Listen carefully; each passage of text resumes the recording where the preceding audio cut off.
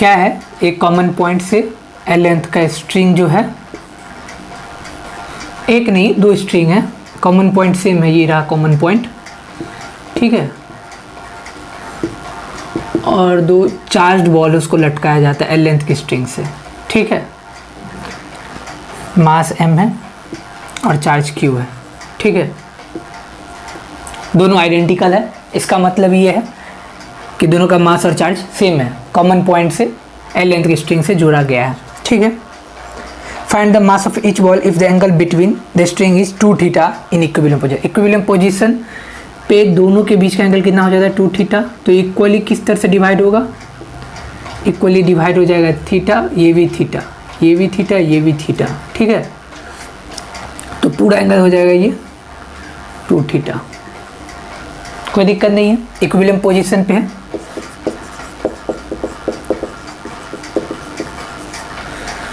ठीक है, तो हमको ये लेंथ पता चल जाएगा कैसे, तो हम एक ट्रायंगल बना लेते हैं। ये लेंथ हो गया L, ये हो गया थीटा, और हम इस डिस्टेंस को क्या मान लेते हैं, D, और ये पूरा जो डिस्टेंस है इसको मैं क्या बोल देता हूँ, R। जितना ये D है उतना D ये होगा, तो इस तरह से मैं R बराबर क्या लिख सकता हूँ, 2D, ठीक है। R बराबर 2D लिख सकता हूँ, कोई दिक्कत नहीं है। ये क्या L और D है, तो इन दोनों में क्या रिलेशन बन सकता है, साइन थीटा का। तो साइन थीटा बराबर मैं क्या लिख सकता हूँ, डी बाई एल, तो D बराबर हो जाएगा L साइन थीटा। इस तरह R बराबर क्या हो जाएगा, 2D है, तो ये हो जाएगा 2L साइन थीटा, ठीक है। इतना कोई दिक्कत नहीं होना चाहिए, बहुत बेसिक है ये सब। इक्विलिब्रियम पोजीशन पे यहाँ पे थीटा है, ये दोनों चार्ज पार्टिकल है, हमको मास निकालना है, ठीक है। हमको जो मास है वो चार्ज के टर्म में होगा, एल के टर्म में होगा और थीटा के टर्म में होगा। तो इक्विलिब्रियम पोजीशन में इसका मतलब है कि इस पे नेट फोर्स कुछ भी नहीं लग रहा है, इस पर नेट फोर्स कुछ भी नहीं लग रहा है। मास है तो इसका मतलब है कि इस पर मैं BD शो करता हूँ किसी भी बॉल पे, तो इस पर BD नीचे की तरफ क्या लगेगा, mg लग रहा है। इस वाले चार्ज के कारण इस पर रिपल्सिव फोर्स इधर होगा, चूँकि अब इस वाले चार्ज के कारण इस पर रिपल्सिव फोर्स कुछ इधर इस तरह का होगा, ठीक है। और स्ट्रिंग में टेंशन T ऊपर की तरफ होगा। तो यहाँ पे इस वाले चार्ज पे, इसको मैं चार्ज 1 बोल देता हूँ, चार्ज 1 है ये, तो यहाँ पे फोर्स क्या लग रहा है, F फोर्स लग रहा है, किसके कारण, इस चार्ज के कारण। इसी तरह यहाँ पर भी होगा, mg नीचे की तरफ होगा और F फोर्स इधर काम कर रहा है, ठीक है। तो गौर से किया देखा जाए तो समझ में आ जाता है ये एंगल कितना है, थीटा है। तो ये इसी को मैं थोड़ा और आगे बढ़ा दूंगा तो ये भी क्या हो जाएगा, थीटा बन जाएगा, सिंपल है। तो मैं टेन थीटा बराबर क्या लिख सकता हूँ, यहाँ पे टेन थीटा बराबर देखो ये F है, वेक्टर का शिफ्टिंग पॉसिबल है, तो इस F को यहाँ शिफ्ट कर देंगे तो कुछ इस तरह का बन जाता है, ये पार्ट F हो जाता है, ये पार्ट mg हो जाता है, और ये थीटा है। तो टेन थीटा बराबर क्या होगा, परपेंडिकुलर बाई बेस, तो परपेंडिकुलर कितना है F, बेस कितना है mg, ठीक है, mg है। अच्छा F क्या है, इलेक्ट्रोस्टैटिक रिपल्सिव फोर्स है, ठीक है, दोनों के लिए सेम ही होगा मैग्नीट्यूड। तो F बराबर में क्या लिख सकता हूँ, दोनों का K इंटू दोनों का चार्ज सेम है Q, और दोनों के बीच का डिस्टेंस कितना है, R है, तो ये हो जाएगा R का स्क्वायर। तो F बराबर में क्या लिख दूंगा, KQ स्क्वायर, R की जगह में क्या लिख सकता हूँ, 2L साइन थीटा, तो यहाँ पे लिख देता हूँ 2L साइन थीटा का स्क्वायर, कोई दिक्कत नहीं है। मुझे M का वैल्यू पता करना है, तो मैं क्या करूँगा, M बराबर लिख सकता हूँ F ऊपर मिलेगा और G टेन थीटा थी, ये हो जाएगा F by G tan theta. Tan theta ऊपर चला जाएगा तो क्या बन जाएगा, अच्छा F का वैल्यू तुमको पता है, ये क्या है, KQ square 4L square sine square theta, और ये F का वैल्यू हो गया। नीचे क्या G टेन थीटा, तो 1 बाई G रहेगा ही, टेन थीटा ऊपर चला जाएगा तो क्या बन जाएगा, कॉट थीटा, ठीक है। अच्छा K का वैल्यू हमको पता है, क्या होता है 1 बाई 4 पाई एप्सिलॉन नॉट, तो M के K की जगह मैं लिख सकता हूँ 1 by 4 pi epsilon not Q square L square 4L square sine square theta cot theta, और नीचे में क्या हो जाएगा, G हो जाएगा। तो ये 4 मल्टीप्लाई कर जाएगा, तो फाइनली हम लिख सकते हैं Q square cot theta cot theta 4 into 4 16 हो जाएगा। ये पाई ऐसे ही रहेगा, एप्सिलॉन नॉट भी ऐसे ही रहेगा, एल स्क्वायर हो जाएगा और ये साइन स्क्वायर थीटा, और जी तो रहेगा हमारे साथ, तो ये जी आ गया। तो इस तरह से हम इस जो छोटा सा स्मॉल बॉल था हमने उसका मास निकाल दिया। मास जो निकला किसके टर्म में, क्यू के टर्म में है, एप्सिलॉन नॉट भी है, एल स्क्वायर भी है, थीटा भी है और जी भी है। बहुत अच्छा क्वेश्चन था। इस तरह का क्वेश्चन एग्जाम में आता है, जनरली पूछा जाता है जेईई मेंस और नीट के एग्जाम में भी। कहीं भी किसी पार्ट में दिक्कत हो तो वीडियो को पॉज करके देख सकते हो। बहुत ही आसान क्वेश्चन था और अच्छा क्वेश्चन भी है, एग्जाम में पूछा जाता है कई बार ये क्वेश्चन। ठीक है, तो 25 का ये हमारा आंसर है, मिला सकते हो, कोई दिक्कत नहीं है। आगे बढ़ते हैं 26 की तरफ।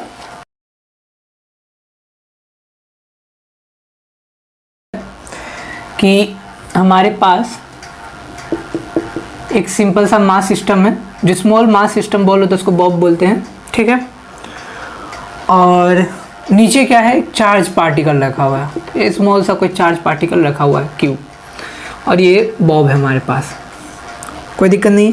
दोनों के बीच का सेपरेशन दे रखा है, ये डी बराबर दे रखा है 10 सेंटीमीटर।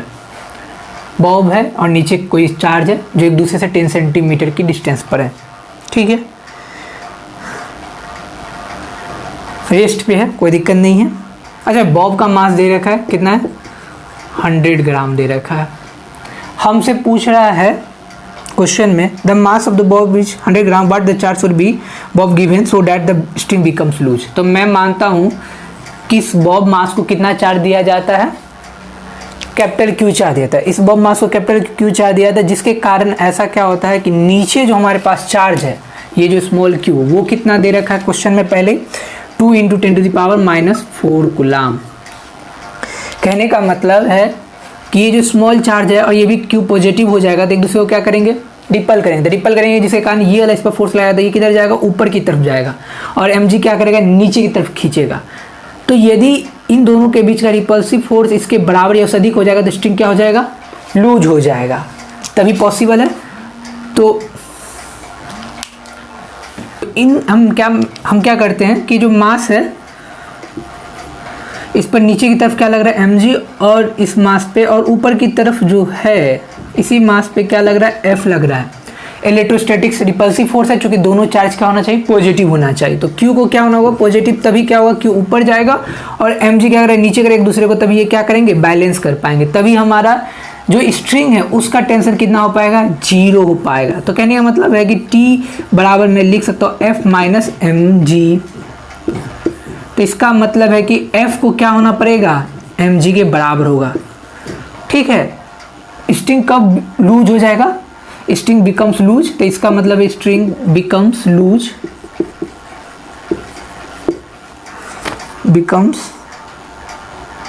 लूज।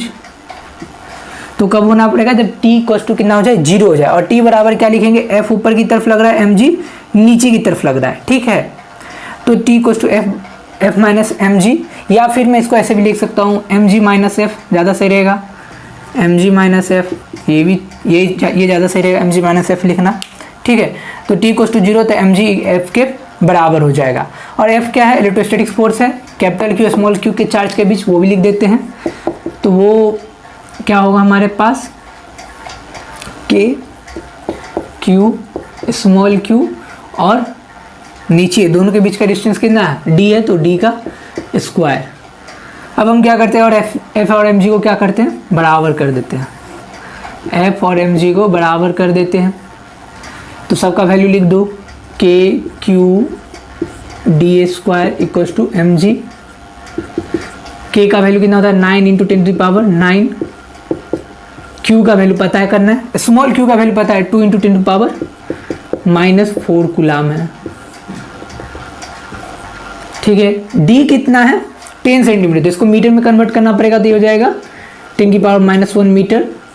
ठीक है, 10⁻⁻1 मीटर हो जाएगा, सिंपल है। और mg मास कितना दे रखा है बॉब का, ऑलरेडी पता है 100 ग्राम है, तो इसको भी kg में कन्वर्ट कर लेंगे, तो ये हो जाएगा 10⁻⁻1 kg। ठीक है, 10⁻⁻1 kg। हमारे पास भी g है, g का वैल्यू हम क्या ले लेते हैं 10 ले लेते हैं। ये एक दूसरे को कैंसिल आउट कर दिए, 1/10 इंटू 10 हो जाएगा तो कट जाएगा इस तरह से। तो ये क्या हो जाएगा 10⁻9 और 10⁻4 है तो ये हो जाएगा 9 इंटू 9 दूनी 18, ये भी हो जाएगा 9 दूनी 18 10⁻5 इंटू क्यू और ये 10⁻2। इधर ये सब कुछ कितना है 1 है तो मैं क्यू ये 10⁻2 पर जाएगा तो 10⁻7 हो जाएगा। तो क्यू 180 इंटू 10⁻7 इंटू 1, मुझे क्यू निकालना है तो सबको इधर रखना होगा। तो ये 10⁻7 इधर है तो इधर आ गया तो कितना हो जाएगा 10⁻7 और ये 1/18 हो जाता है।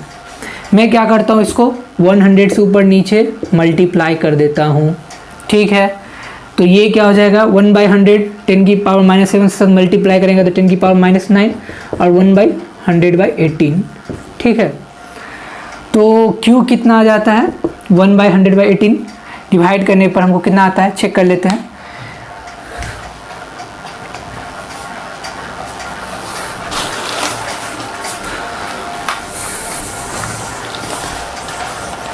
चेक कर लेते हैं कितना आता है डिवाइड करने पर 100/18, ये आता है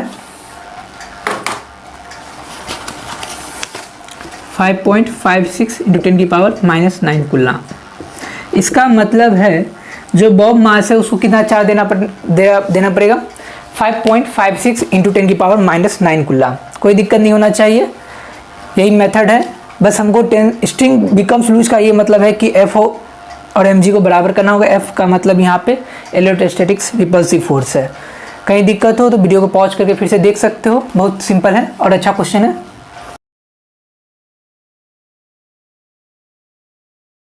जैसे जैसे क्वेश्चन में दे रहा है वैसे से बढ़ते हैं। एक q चार्ज है, दूसरा क्या है 2q चार्ज है। एक दूसरे से कितना डिस्टेंस पर है d डिस्टेंस पे दे है। ये क्वेश्चन में दे रखा है simply on a smooth table, मतलब कोई फ्रिक्शन नहीं है, ठीक है। A third charge C is to be clamped on the table in such way that particle A and B remain at the rest under the electric force। मतलब C जो है एक थर्ड चार्ज, उसको हम अभी के लिए Q2Q दे रखा था, हम अभी के लिए मान लेते हैं स्मॉल Q1, ठीक है। जो हमारा थर्ड चार्ज है वो क्या है Q1 है। मान लिए कि Q1 के रखने पर A और Q और 2Q चार्ज क्या रहता है रेस्ट में रहता है। इसका मतलब है कि Q1 के रखने पर Q2Q चार्ज रेस्ट पे रहता है, ठीक है। और ओवरऑल सिस्टम भी क्या है रेस्ट पे रहता है क्योंकि Q1 भी रेस्ट पे रहता है। तो हमको क्वेश्चन में पूछा जा रहा है what should be the charge on C, मतलब जो थर्ड चार्ज है इसको चार्ज क्या होना चाहिए Q1, और दूसरा वेयर शुड इट बी क्लैम्पेड, मतलब इसको कहाँ रखना चाहिए जिससे कि Q से कितना दूरी पर रखना चाहिए या 2Q से कितना दूरी पर रखना चाहिए, ठीक है। इस तरह का क्वेश्चन है। हमको इस Q1 का चार्ज का मैग्नीट्यूड क्या होगा, नेचर भी क्या होगा और इन दो चार्ज के बीच हमें कहाँ रखना है, ठीक है। तो अभी के लिए मान लेते हैं कि ये कहाँ पे है x डिस्टेंस पे है, ये कहाँ पे x डिस्टेंस पर है। क्योंकि ओवरऑल सिस्टम किस पोजीशन में इक्विलिब्रियम पोजीशन पे है, तो इसका मतलब Q1 पर भी नेट फोर्स कितना होना चाहिए 0। तो Q1 पे नेट फोर्स कितना है, नेट फोर्स 0 है। तो इसका मतलब है कि Q1 पे नेट फोर्स क्या है। अच्छा एक मिनट, हमको Q1 के बारे में पता नहीं है, थोड़ा देर के लिए मान लेते हैं कि Q1 पॉजिटिव है, ठीक है। ये चार्ज 1 है और ये चार्ज 2 है। चार्ज 1 के कारण यदि पॉजिटिव है तो ये इसको क्या करेगा रिपल करेगा, तो इधर फोर्स लगाएगा Q1 पे F1, Q के कारण फोर्स को F1 और 2Q के कारण फोर्स को मैं क्या बोला हूँ F2। तो इसका मतलब ये हो गया कि Q1 चार्ज पे कुछ इस तरह का फोर्स है, Q के कारण फोर्स F1 और 2Q के कारण F2, एक दूसरे के अपोजिट डायरेक्शन में लग रहा है। थोड़ा देर के मान लेते यदि Q1 निगेटिव हो जाए तब फिर फोर्स का कैसा डायरेक्शन हो जाएगा। तो Q1 निगेटिव हो जाता है वो देख लेते हैं। तो Q1 यदि निगेटिव है तो ये Q चार्ज जो F1 फोर्स अप्लाई करेगा वो क्या करेगा अट्रैक्टिव फोर्स होगा, तब ये किधर करेगा खींचेगा अपनी तरफ। अब ये क्या करेगा Q चार्ज Q1 को अपनी तरफ खींचेगा, निगेटिव है तो अट्रैक्ट करेगा। ये भी क्या करेगा 2Q Q1 को अपनी तरफ खींचेगा तो ये F2 हो जाएगा। डायरेक्शन देखो चेंज हो रहा है, लेकिन अभी भी F1 F2 एक दूसरे को बैलेंस कर रहा है, अभी भी F1 F2 एक दूसरे को बैलेंस कर रहा है अपोजिट डायरेक्शन में, यहाँ भी अपोजिट डायरेक्शन में है। तो कुल मिलाकर के हमारा कहने का मतलब है कि F1 और F2 को हमेशा बराबर ही होना पड़ेगा यदि Q पे मैं कैलकुलेट कर रहा हूँ नेट फोर्स, तो यदि इक्विलिब्रियम में है तो ठीक है। F1 का मतलब है Q चार्ज के कारण फोर्स, F2 का मतलब है 2Q चार्ज के कारण। तो अब मैं क्या करता हूँ, कूलम्ब फोर्स लिख देता हूँ K Q और ये Q1, ठीक है। डिस्टेंस कितना है, x है तो x का स्क्वायर, ठीक है। x ऐसे नहीं लिखते हैं, थोड़ा इस फॉर्म में लिखते ज़्यादा सही रहेगा, ठीक है। इस फॉर्म में लिख देते हैं। तो ये x है तो ये कितना हो जाएगा d माइनस एक्स, ये टोटल d है तो ये d माइनस एक्स हो जाएगा ये डिस्टेंस, तो ये हो जाएगा k 2q और q1 और नीचे हो जाएगा d माइनस एक्स का स्क्वायर। जो क्वांटिटी कटर उसको काट सकता है, ये k से k कट गया, q से 2q से ये q कट गया, q1 भी कट जाएगा, तो इधर क्या बचा 1/x का स्क्वायर 2d माइनस एक्स का स्क्वायर, ठीक है। अब दोनों तरफ स्क्वायर रूट कर देते हैं, तो स्क्वायर रूट कर दिए, कोई दिक्कत नहीं, मैथमेटिकली कर सकते हैं। d माइनस एक्स का स्क्वायर, ठीक है। x जो हमेशा d से छोटा होगा, चूंकि d के बीच में ही आता है x, तो यहाँ पे इसको सॉल्व करेंगे 1/x स्क्वायर क्या बन जाएगा, x बन जाएगा, ठीक है।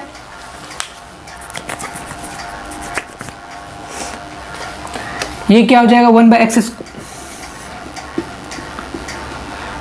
स्क्वायर अंडर रूट में 1/x बन जाएगा, और ये हो जाएगा √2 और ये हो जाएगा d माइनस एक्स, ठीक है। अब मैं इसको इधर रख देता हूँ और इसको इधर रख देता हूँ, क्रॉस मल्टीप्लिकेशन कर देता हूँ, तो ये हो जाएगा d माइनस एक्स और ये √2x हो जाएगा, ये माइनस एक्स इधर जाएगा तो प्लस एक्स हो जाएगा, तो d बराबर x √2 + 1, तो ये मैं क्या करूँ इधर डिवाइड कर दूंगा तो x का वैल्यू मुझे पता चल जाएगा, तो d बाई √2 + 1, ठीक है। d बाई √2 + 1, मैं दोनों तरफ ऊपर नीचे क्या करता हूँ √2 - 1 से मल्टीप्लाई कर देता हूँ, √2 - 1 से मल्टीप्लाई करता हूँ, जिससे कि नीचे का पार्ट रूट से हट जाएगा, तो a + b a - b बन जाएगा ये, तो a स्क्वायर का मतलब 2, b स्क्वायर का मतलब 1, तो हो जाएगा x बराबर d × √2 - 1 और नीचे का a square minus b square मतलब 2 - 1 = 1 ही होगा। तो इस तरह से हमको ये पता चल गया x डिस्टेंस का वैल्यू d के टर्म में हो जाएगा d × √2 - 1। इसका मतलब है कि यहाँ से ये डिस्टेंस हो जाएगा √2 - 1। यहाँ से डिस्टेंस पूछा जाएगा तो क्या करेंगे d माइनस एक्स कर देंगे, तो d माइनस एक्स कर देंगे, तो d माइनस एक्स कर देंगे तो ऐसे भी लिख सकते हैं d माइनस एक्स, ठीक है। d और x का वैल्यू कितना है d × √2 - 1, तो ये हो जाएगा d कॉमन ले लो, तो ये हो जाएगा 2 - √2, ठीक है। ये सिंपल क्वेश्चन है, जहाँ से भी डिस्टेंस पूछा जाए वो हम निकाल सकते हैं। ये तुमको पता चल गया कि वेयर शुड इट बी क्लैम्पेड, तो हमको पता चल गया कि Q चार्ज को Q1 को कहाँ रखना पड़ेगा, तो पता चल गया कि Q चार्ज से d × √2 माइनस डिस्टेंस पर रखना पड़ेगा। अब हमको बताना है कि what should be the charge on C, अब हमको C पे क्या चार्ज रखना चाहिए, ठीक है। तो इसका एक तरह से ये सेकेंड पार्ट हो गया, ये फर्स्ट पार्ट है। मेरे काम का ये इंपॉर्टेंट रिजल्ट है, मेरे काम का ये रिजल्ट है कि d बराबर √2 - 1 है। आगे का पार्ट सॉल्व करने के लिए हम क्या करते हैं, पूरे बोर्ड को क्लीन कर देते हैं, ये रिजल्ट का यूज करके सॉल्व करेंगे प्रॉब्लम। एक चीज पता है हमको क्वेश्चन में कि सिस्टम ओवरऑल क्या इक्विलिब्रियम में है, किसी पर भी नेट फोर्स कैलकुलेट करो 0 आता है, तो मैं नेट फोर्स लिखता हूँ, किस पे लिखता हूँ, चार्ज 1 पे लिखता हूँ, net force on Q charge, तो F नेट बराबर मैं क्या लिखूँगा 0, ठीक है। तो मैं देख लेता हूँ Q के पर क्या हो असर हो रहा है। Q क्या करेगा, 2Q को रिपल करेगा और 2Q भी Q को क्या करेगा, रिपल करेगा। तो Q पे मैं फोर्स लिख रहा हूँ, चार्ज Q पे, तो 2Q क्या करेगा, इसको रिपल करेगा, तो Q के कारण 2Q के कारण फोर्स F2 2Q के कारण, ठीक है।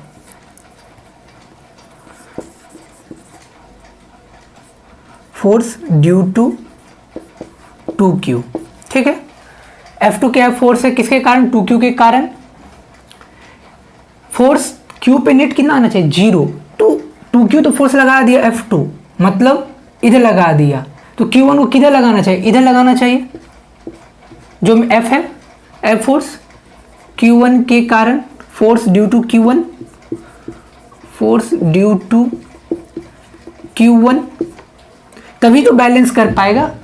हमको Q पे नेट फोर्स पता है ना, 0 है, तो 2Q तो लगा दिया फोर्स F2, इधर की तरफ फोर्स लगा रहा है, तो किसका मतलब है कि इधर की तरफ फोर्स होना चाहिए, तभी तो क्या होगा, F नेट बैलेंस होगा। तो F नेट बराबर मुझे लिखना पड़ेगा वेक्टर फॉर्म में, तो मैं क्या लिखूंगा, F2 प्लस F वेक्टर, और F नेट 0 है, तो इसका मतलब है कि F2 और F को क्या होना पड़ेगा, बराबर होना पड़ेगा। F2 और F को क्या होना पड़ेगा, बराबर होना पड़ेगा। ठीक है, मैग्नीट्यूड के फॉर्म में बोल रहा हूं मैं, मैग्नीट्यूड के फॉर्म में ये, ठीक है। तो मैं क्या कर रहा हूं, F2 और F के बराबर होना पड़ेगा। Q जो पर जो फोर्स लग रहा है Q1 के कारण, वो किस तरह का है, इस डायरेक्शन में। इसका मतलब क्या हो रहा है कि Q को Q1 क्या हो रहा है, खींच रहा है अपनी तरफ। इसका मतलब Q1 को क्या होना होगा, निगेटिव चार्ज होना होगा। Q1 को क्या होना होगा, निगेटिव चार्ज होना होगा, तभी क्या करेगा, Q को अपनी तरफ खींच पाएगा, अदरवाइज वो भी क्या करेगा, रिपल करेगा, और F2 और F का डायरेक्शन सेम हो जाएगा। तो इस तरह हमको पता चले Q1 का नेचर क्या है, निगेटिव है। तो मैं यहाँ से मैग्नीट्यूड लगाऊंगा और फिर Q1 के आगे क्या कर दूंगा, माइनस का साइन लगा दूंगा। तो मैं यहाँ से क्या करता हूँ, मैग्नीट्यूड निकालता हूँ। F2 और F पहले से पता है बराबर है F नेट 0 होने के लिए, और F2 और F एक दूसरे के अपोजिट डायरेक्शन में काम कर रहा है। तो क्या करता हूँ, मैं इक्वेशन लिख देता हूँ।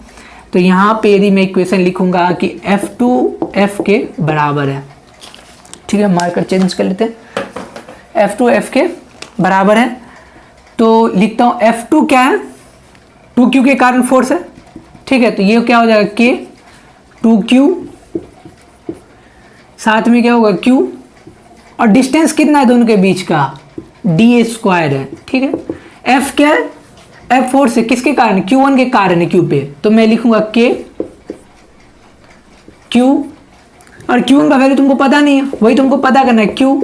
अच्छा, इन दोनों के बीच का डिस्टेंस कितना, x है, तो यहाँ करूंगा x का स्क्वायर। अच्छा, हम पहले ऑलरेडी कैलकुलेट कर चुके हैं कि x का वैल्यू क्या है, x = d√2 - 1 है। तो मैं क्या करूंगा, x की जगह लिख दूंगा बाद में। अभी के लिए मैं क्या करता हूँ, कुछ टर्म्स को काट दो, जैसे k से k कट जाएगा, 2Q से Q कट जाएगा, तो ये 2 हो जाएगा, ठीक है। तो ये ऊपर में क्या हो, 2Q d² Q1, x की जगह मैं दे देता हूँ ये पूरा टर्म, तो ये हो जाएगा d² √2 - 1 का स्क्वायर। तो d² ये कैंसिल आउट हो गया, ठीक है।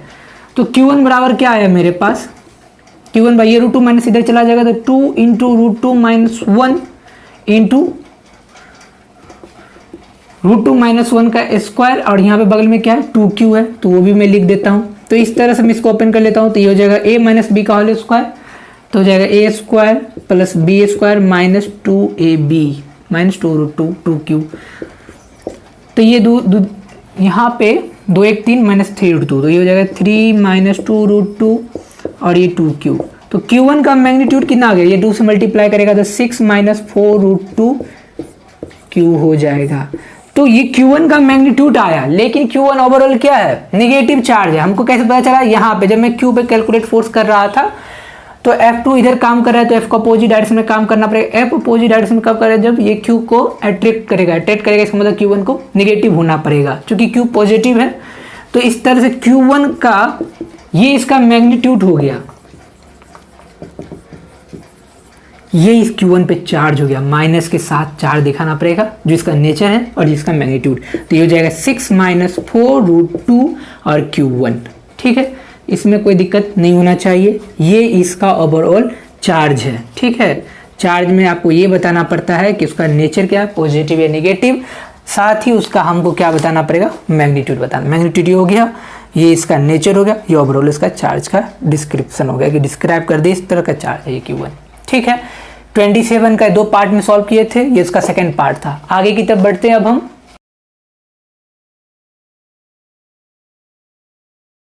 मेरे पास क्या है, 2 चार्ज है, और वो क्या है, एक दूसरे से स्प्रिंग से जुड़े हुए हैं, ठीक है। 2 चार्जेस है मेरे पास और एक दूसरे से स्प्रिंग पे जुड़े हुए हैं, और स्प्रिंग कांस्टेंट कितना दे रखा है, 100 Nm/m। ये स्प्रिंग कांस्टेंट दे रखा है, चार्ज Q मान लेते हैं, ठीक है। और दोनों सेम आइडेंटिकल है, क्वेश्चन में दे रखा है। तो Q कितना है दोनों का, दोनों के लिए Q कितना दे रखा है, दोनों के लिए Q दे रखा है 2 × 10⁻⁻8 कूलम, क्वेश्चन नंबर 28 है। और ये लेंथ नेचुरली कितना है, 10 सेंटीमीटर है। जस्ट अभी रखा गया, दोनों पॉजिटिव चार्ज है, एक दूसरे को क्या करेंगे, रिपेल करेंगे। ये दोनों पॉजिटिव चार्ज एक दूसरे को रिपेल करेंगे, ये इस पर फोर्स लगाएगा, ये इस पर फोर्स लगाएगा और अपोजिट डायरेक्शन में, तो जिसके कारण स्प्रिंग में क्या होगा, एक्सटेंशन जनरेट होगा और स्प्रिंग क्या होगा में कुछ खिंचाव उत्पन्न हो जाएगा थोड़ा देर बाद। तो स्प्रिंग कुछ इस तरह के सिचुएशन में हो जाएगा, कुछ इस तरह का सिचुएशन हो जाएगा। ठीक है, तो क्यू है ही। अब ये क्या कर रहा है, एक दूसरे फोर्स लगाया तो ये वाला इस पर फोर्स लगाया तो ये इधर जाएगा, ये वाला इस पर फोर्स लगाया तो इधर लगाएगा। ठीक है, एक दूसरे अपोजिट। फिर स्प्रिंग क्या करेगा, अपनी तरफ खींचेगा नेचुरल कंडीशन पे, तो स्प्रिंग फोर्स इधर लगाएगा Fs, ये भी Fs इधर लगाएगा। Fs क्या है, स्प्रिंग फोर्स है। तो एक्चुअली में हो क्या रहा है, Fs जो है F के बराबर है।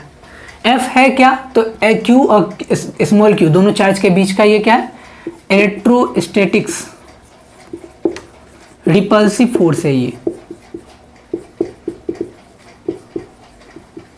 इलेक्ट्रोस्टैटिक्स रिपल्सिव फोर्स है। Fs पता है ऑलरेडी क्या है, स्प्रिंग फोर्स है, जो एक दूसरे को क्या कर रहा है, बैलेंस कर रहा है।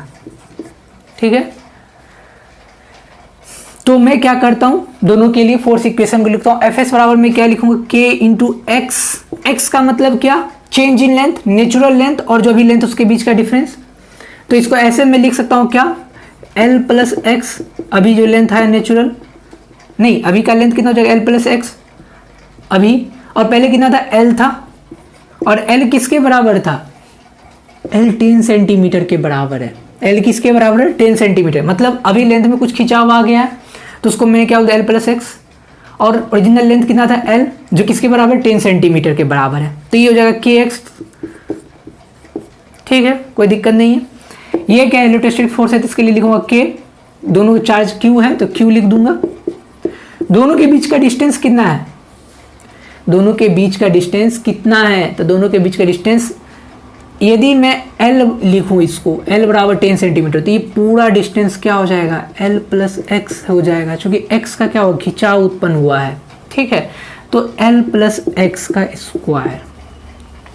एक और बात समझना पड़ेगा हमको, ये L प्लस एक्स सेंटीमीटर में है, ये भी x सेंटीमीटर में है, तो हमको जब वैल्यू डालेंगे तो सबको मीटर में कन्वर्ट करना पड़ेगा। ठीक है, तो ये लिखूंगा मैं K।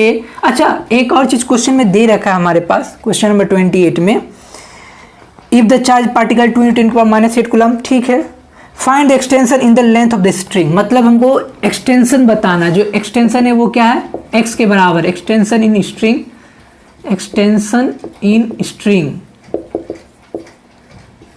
स्प्रिंग है, सॉरी स्प्रिंग है, एक्सटेंशन इन स्प्रिंग है। ठीक है, एक्सटेंशन इन स्प्रिंग, कोई दिक्कत नहीं होना चाहिए। तो और क्या है क्वेश्चन में आगे दे रखा है, assume that extension is small as compare to the natural length and justify the assumption after you solve the problem. कहने का मतलब है जो एक्सटेंशन x है ये, वो क्या है, नेचुरल लेंथ से बहुत ज़्यादा बड़ा नहीं है। कहने का मतलब है कि L बहुत बड़ा है, x बहुत छोटा है। क्वेश्चन में पहले बता रखा है कि L जो है x की तुलना में बहुत ज़्यादा बड़ा है, जो एक्सटेंशन है वो बहुत ही छोटा क्वांटिटी है। ठीक है, L बहुत बड़ा है, x बहुत छोटा है। ठीक है, तो इस तरह से लिख सकते हैं। तो मैं क्या कर रहा हूँ, L को बाहर रख रहा हूँ, तो Q स्क्वायर हो जाएगा ये, और L को बाहर खींचूंगा तो क्या हो जाएगा, L square 1 plus x by L का स्क्वायर। ठीक है, अभी भी मैं पहले बता रहा हूँ क्वेश्चन में, ये सेंटीमीटर ये भी सेंटीमीटर है, अब मैं मीटर में कन्वर्ट करूंगा। अच्छा, के दोनों तरफ हो गया तो थोड़ा कंफ्यूजन हो जाए, इसलिए मैं क्या कर देता हूँ, 1/4 पाई एप्सिलॉन नॉट लिख देता हूँ, अच्छा रहेगा। दोनों तरफ के है तो फिर दिक्कत हो जाएगा, 1/4 पाई एप्सिलॉन नॉट। ठीक है, ये इलेक्ट्रोस्टैटिक्स वाला पार्ट है, ये स्प्रिंग फोर्स है। के का वैल्यू डाल देते हैं 100 x सेंटीमीटर में, तो इसको मीटर में कन्वर्ट करना पड़ेगा, तो x को क्या करना होगा, 100 से डिवाइड करना पड़ेगा। 1/4 पाई एप्सिलॉन नॉट का वैल्यू होता है 9 × 10⁻9 होता है। क्यू स्क्वायर का वैल्यू, मतलब क्यू का वैल्यू कितना, 2.10⁻8 है, तो ये लिख देता हूँ 2 × 10⁻8 का स्क्वायर। ठीक है, अब मैं इसको पूरे टर्म जो सेंटीमीटर है इसको मीटर में कन्वर्ट करूंगा। तो हमको यदि पता है ये सेंटीमीटर में है तो इसको 1 सेंटीमीटर, इसका मतलब 10⁻2 मीटर हुए ठीक है, 10 की पावर -2 मीटर है, तो इसको क्या करना पड़ेगा, 10 की पावर -2 मीटर का स्क्वायर करना ही पड़ेगा। 10 की पावर -2 मीटर का स्क्वायर करना पड़ेगा, क्योंकि ओवरऑल सेंटीमीटर का स्क्वायर है तो इसका भी स्क्वायर करना पड़ेगा। ठीक है, इसमें कोई दिक्कत नहीं होना चाहिए। तो ये 100 से 100 कट जाएगा, ये हो जाएगा x। अच्छा, l का वैल्यू तुमको पता है ना, l का वैल्यू पता है, l का वैल्यू कितना है, 10 सेंटीमीटर है, तो 10 दे सकते हैं, क्योंकि ऑलरेडी हम इसको मीटर में कन्वर्ट कर चुके हैं। तो इस तरह से कुछ कट रहा है, अभी के लिए कुछ नहीं कट रहा है। ये 9 है, 10 की पावर 9, 2, ये 2 का स्क्वायर हो जाएगा 4, और 10 की पावर -8 है तो 10 की पावर -16, और नीचे 10 अभी के लिए रखने देते हैं।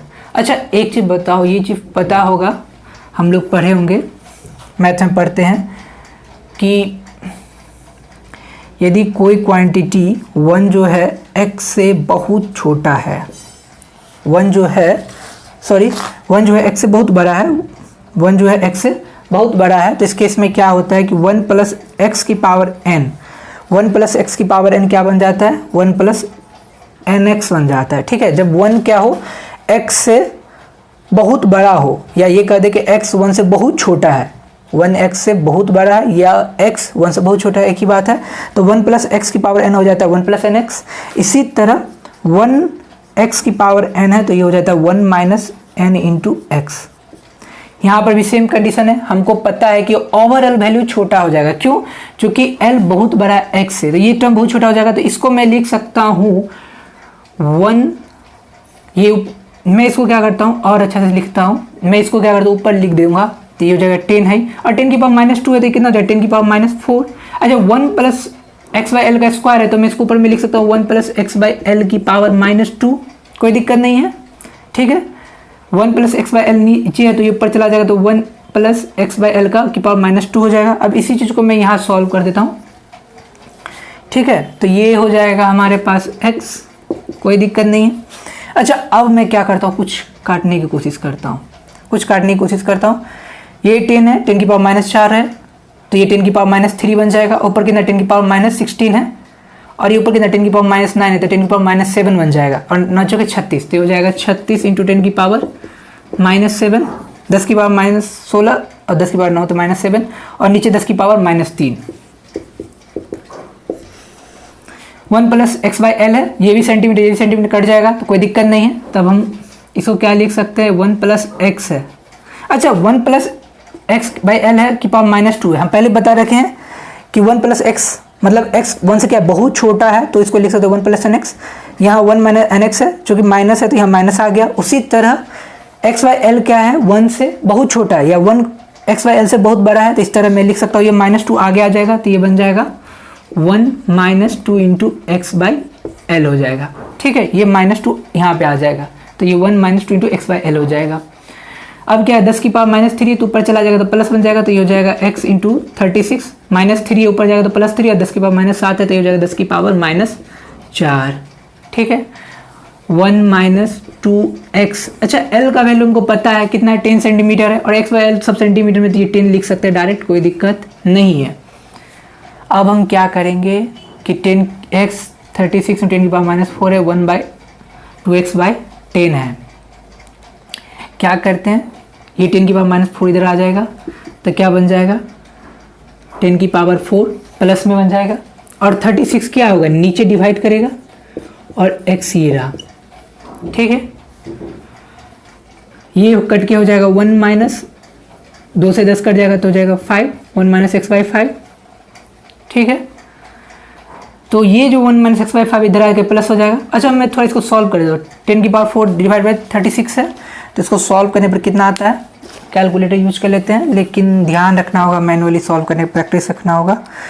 तो ये है 36, 2.78 हो जाता है, ये कितना हो जाता है 10 की पावर 2 × 2.78 × x, प्लस ये -x/5 इधर आ जाएगा, तो x/5 लिख दी, और ये 1। मैं क्या करता हूँ, x वाले टर्म को जोड़ सकता हूँ और बाकी सबको मैं डिवाइड कर दूँ, तो x वाले टर्म से जोड़ने पर ये हो जाता है, यदि 100 से मल्टीप्लाई कर दूँ तो ये हो जाएगा 278.5 हो जाएगा, क्योंकि 1/5 का हो जाएगा 0.2। ठीक है, तो इस तरह से 1 डिवाइडेड बाई 278.2, तो ये हो जाता है 3.59 इंटू 10 की पावर -3। ये हमारे कैलकुलेटर से आंसर मिला है। x इक्वल्स टू 1/278.2 को यदि मैं डिवाइड करता हूँ तो ये मिलता है 3.59 10 की पावर -3। अच्छा, x और पहले से हम सेंटीमीटर में रखें तो ये तो सेंटीमीटर में ही आ जाएगा। ठीक है, तो ये पूरे क्वेश्चन का कॉन्सेप्ट है। बहुत अच्छा क्वेश्चन है, एडवांस लेवल में इस तरह क्वेश्चन आ सकते हैं ऑब्जेक्टिव क्वेश्चंस में, जिसमें ये था कि चार्ज Q है, एक दूसरे को रिपल्सिव फोर्स लगाएंगे, तो ये क्या होगा, स्प्रिंग में एक्सटेंशन जनरेट होगा और एक्सटेंशन x बढ़ रहा है तो L plus x, spring force भी काम कर रहा है, इलेक्ट्रोस्टैटिक रिपल्सिव फोर्स भी काम कर रहा है, final length minus initial length मतलब चेंज इन लेंथ कितना x है, और ये 1/4 पाई एप्सिलॉन नॉट, दोनों चार्ज Q और ये L plus x, final length दोनों के बीच का डिस्टेंस L प्लस एक्स हो जाता है, तो L प्लस एक्स का स्क्वायर। और पहले से पता है कि L एक्स की तुलना में बहुत बड़ा है, क्वेश्चन में दे रखा है, तो L को मैं बाहर रख लूंगा तो ये 1 प्लस एक्स बाई एल का स्क्वायर, सबका वैल्यू लिख दिया। अच्छा, ये सेंटीमीटर में, तो इसको भी मीटर में कन्वर्ट करना पड़ेगा, तो इसलिए 100 से डिवाइड कर दिए। यहाँ पर भी क्या है, ये पूरा टर्म सेंटीमीटर में, तो उसको मैं क्या करूँगा 10 -2 का स्क्वायर करना पड़ेगा। ठीक है, चूँकि 1 सेंटीमीटर की पावर -2 होता है और यहाँ स्क्वायर है सबका, तो इसका मतलब यहाँ भी स्क्वायर करना पड़ा। अब सबका वैल्यू डाल दिए, सॉल्व करने पर ये हो जाता है 1 प्लस। अच्छा, ये जो हमको ध्यान रखना पड़ेगा, बहुत बड़ा मैथमेटिक्स में जम्पशन है कि यदि 1 जो है x से बहुत बड़ा है, मतलब 1 जो x से बहुत बड़ा है, या कह सकते हैं x 1 से बहुत छोटा है, तो 1 प्लस एक्स की पावर n हो तो 1 प्लस एन एक्स हो जाता है। यदि 1 माइनस एक्स की पावर n है तो 1 माइनस एन एक्स हो जाता है। ठीक है, इस वाले पार्ट को हम सॉल्व करने के लिए यहाँ पे लिख दिए सारा टर्म, तो नचोगे 36 हो गया, 10 की पावर कितना हो जाएगा -7 और 10 की पावर -3, और ये नीचे में था तो ऊपर चला जाएगा 1 प्लस एक्स बाई एल की पावर -2, और ये हम पहले पता है हमको ये फॉर्मूला, जो भी रहेगा n वो सीधा यहाँ आ जाता है, तो 1 माइनस 2x बाई एल। ठीक है, तो हमने क्या किया 36 इंटू 10 की पावर -4, इसको इधर रख दिए, तो 10 की power 4 divided by 36 into x हो ही जाएगा, 1 माइनस एक्स बाई 5 है, 2/10 हो जाएगा 1/5। तो इस तरह से माइनस एक्स बाई 5 को इधर भी लिया है, और इसको डिवाइड करने पर 2.78 अप्रॉक्सीमेट ले ली वैल्यू, और इसको 100 से मल्टीप्लाई कर दे 278.2 हो गया 1/5, और 1/278.2 से डिवाइड करने पर हमको ये आता है। सब कुछ पहले से हम सेंटीमीटर में लिए थे, कोई दिक्कत नहीं है। तो एक बार आंसर मैच कर लेते 28 का आंसर है 3.6 10 टू द पावर -6। एक मिनट, ये डिवाइड करने पाया था 3.59 10 की पावर -3, तो ये 3.59 10 की पावर -3 सेंटीमीटर आया। ठीक है, 10 की पावर -4 है तो +4 हो जाएगा, 36 है, सब सेंटीमीटर में था तो 2.7.28, तो इस तरह से डिवाइड करने पर 1/278 क्या आता है 3.59 10 की पावर -3। तो इसको सेंटीमीटर से कन्वर्ट करेंगे मीटर में, तो 10 की पावर कितना होना चाहिए, -5 आना चाहिए, तो 6 दे रखा है।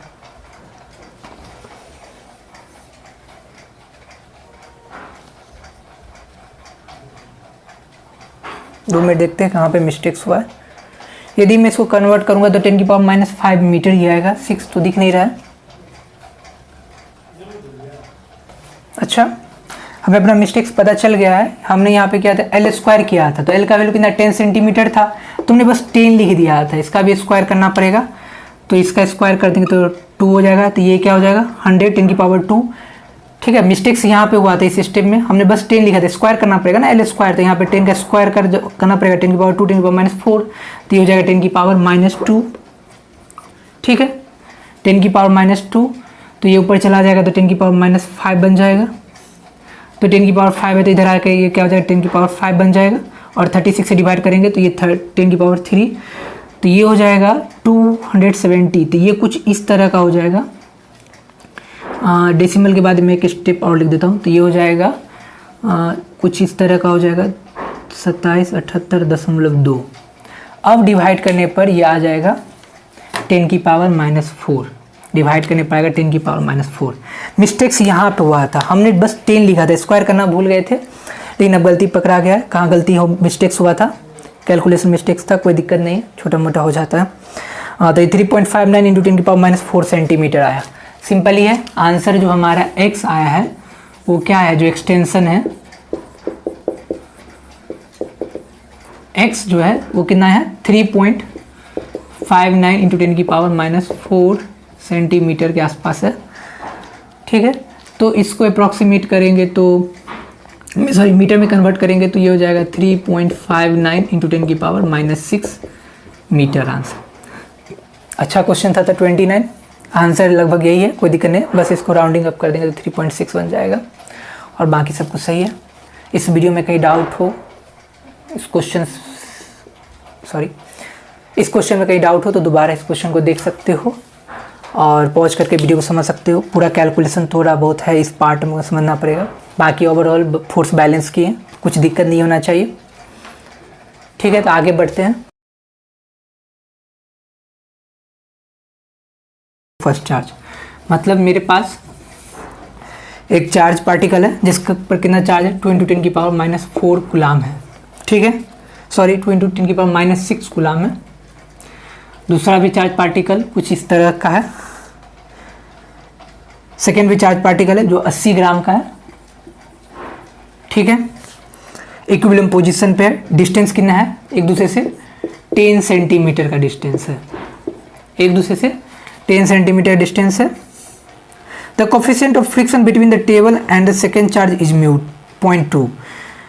The coefficient of friction between the table and the second charge 0.2, मतलब यहाँ पे जो सेकेंड चार्ज है वो फ्रिक्शन है सरफेस पे, वो कितना है 0.2 का है।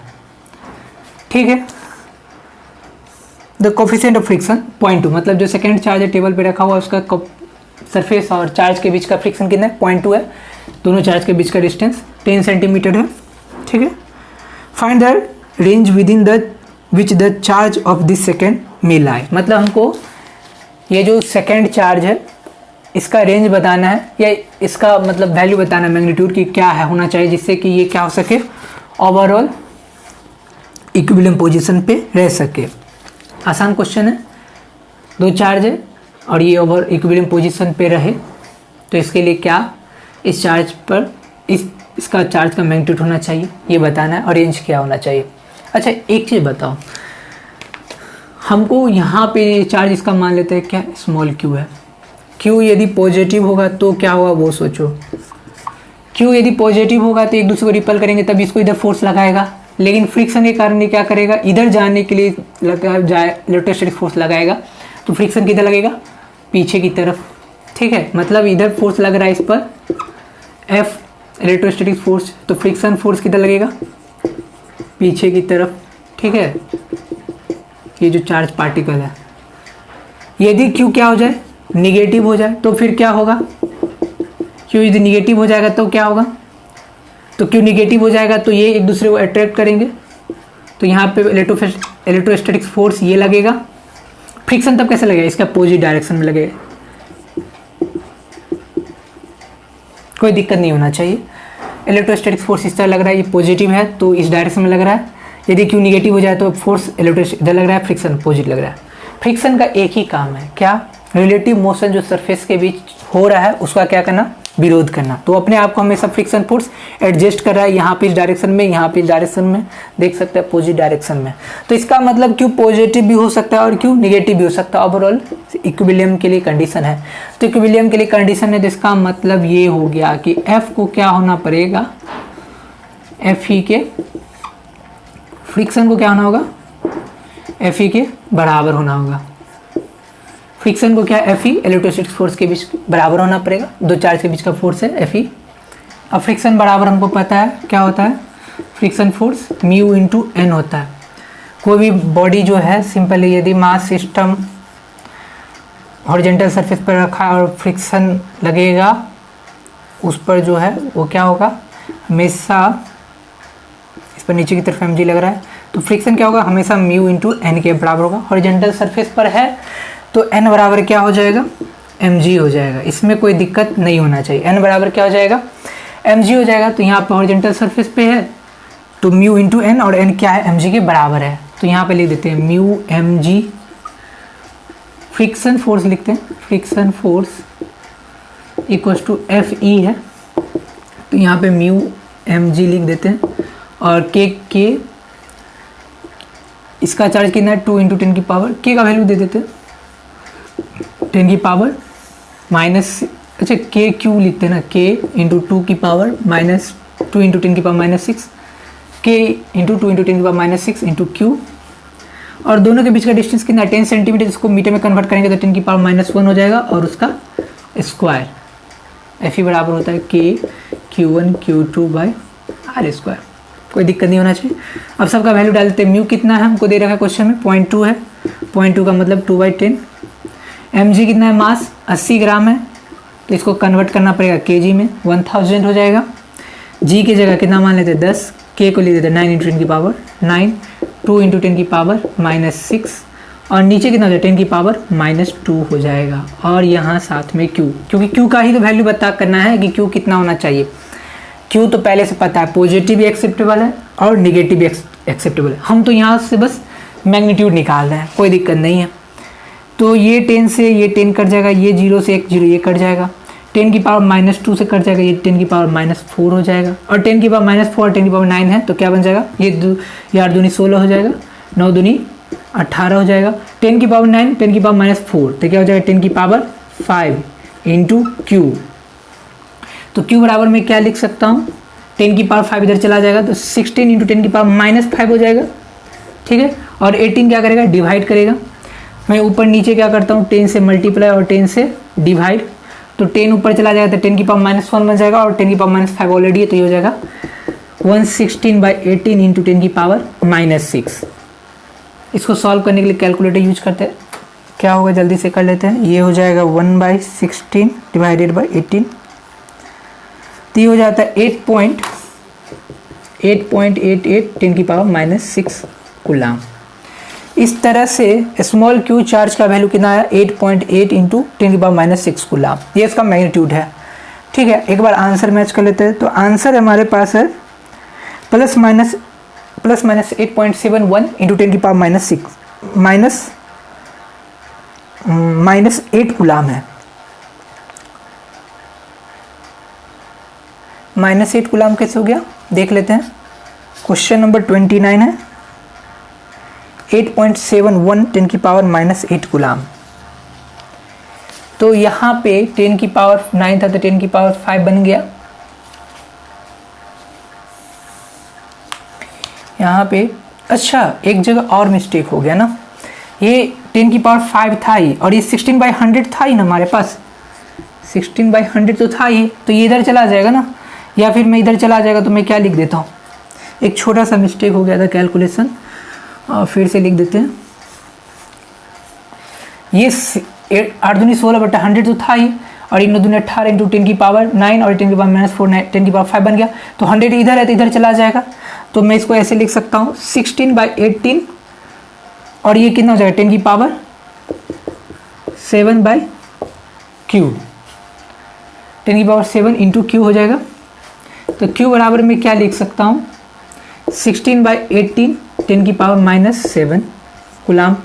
अब इसको सिंप्लीफाई कर लेता हूँ, तो ये आ जाता है सिंप्लीफाई करने पर 8.88 10 की पावर -8 कूलाम आता है, ठीक है। तो q का फाइनली मैग्नीट्यूड आता है 8.88 10 की पावर -8 कूलाम आता है, कोई दिक्कत नहीं है। आंसर भी इसी के आसपास 8.71 × 10 की पावर -8 कूलाम है। तो हमने g की जगह 10 लिया था, तो इसके कारण ऐसा हो रहा होगा। जी की जगह क्वेश्चन में 9.8 लेकर सॉल्व करेंगे तो शायद आंसर उसके करीब आ जाएगा जो दिया गया, उसमें कोई दिक्कत नहीं। कॉन्सेप्ट सेम है, रेंज भी हमारा सेम ही है, कोई दिक्कत नहीं इसमें। तो इस तरह से जो चार्ज का मैग्नीट्यूड कितना आ गया 8.88 10 की पावर -8 कूलाम आ गया। पॉजिटिव भी हो सकता है और निगेटिव भी हो सकता है। तो इस तरह से क्यू का रेंज क्या हो जाएगा, रेंज ऑफ क्यू प्लस भी एक्सेप्टेबल है और माइनस भी एक्सेप्टेबल है, तो ये इसका नेचर हो जाएगा। और इसका मैग्नीट्यूड कितना है 8.88 10 की पावर -8 कूलाम। ये अच्छा क्वेश्चन है 29 का। किसी भी पार्ट में कहीं भी दिक्कत हो तो वीडियो पॉज करके देख सकते हो दोबारा, कोई दिक्कत नहीं है। अच्छे ढंग से हमने पूरे प्रॉब्लम को सॉल्व किए हैं, ठीक है। आगे बढ़ते हैं।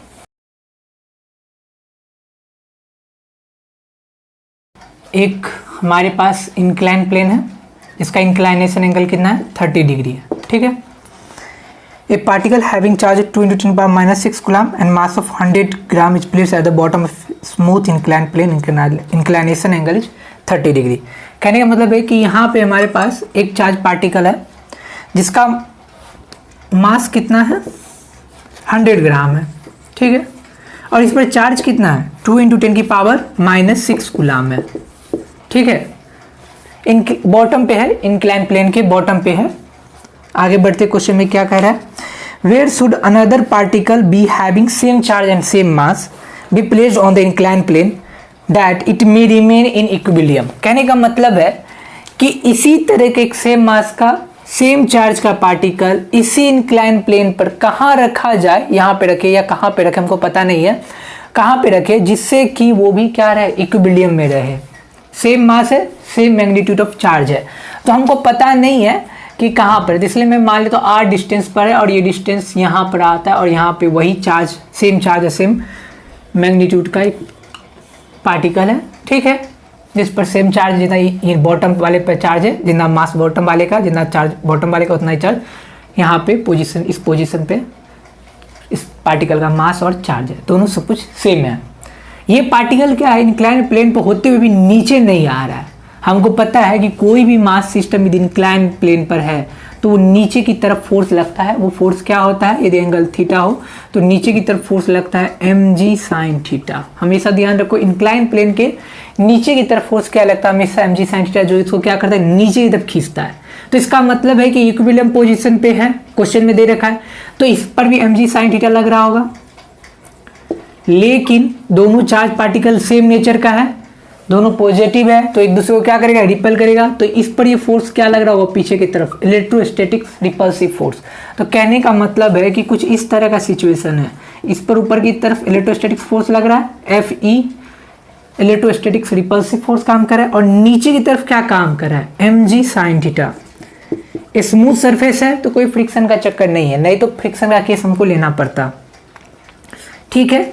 mg sin थीटा नीचे की तरफ, इलेक्ट्रोस्टैटिक रिपल्सिव फोर्स ऊपर की तरफ, तभी ये बैलेंस हो पाएगा, तभी ये इक्विलिब्रियम कंडीशन में रह पाएगा। तो इक्विलिब्रियम पे है, इसका मतलब ये हुआ कि मैं क्या लिख सकता हूँ, इक्विलिब्रियम पे नेट फोर्स 0, एफ नेट 0। इसका मतलब ये हुआ कि एफ ई जो है वो क्या, mg sin थीटा के बराबर है, तभी तो ये क्या रहेगा, एफ नेट 0 हो पाएगा।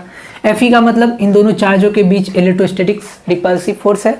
सबको सिंपल है, सबका वैल्यू डाल दो, दोनों का चार्ज सेम है, क्यू क्यू, डिस्टेंस कितना r है, तो r² mg sin थीटा। अब मैं क्या करता हूँ, अगले पार्ट में सबका वैल्यू लिख देता हूँ यहाँ पे, k की जगह 9 × 10⁹, q² हो जाएगा, और q का वैल्यू कितना है, 2 × 10⁻⁶ है, तो ये हो जाएगा 2 का स्क्वायर, 2 × 10⁻⁶ का ओवरऑल स्क्वायर कर देंगे।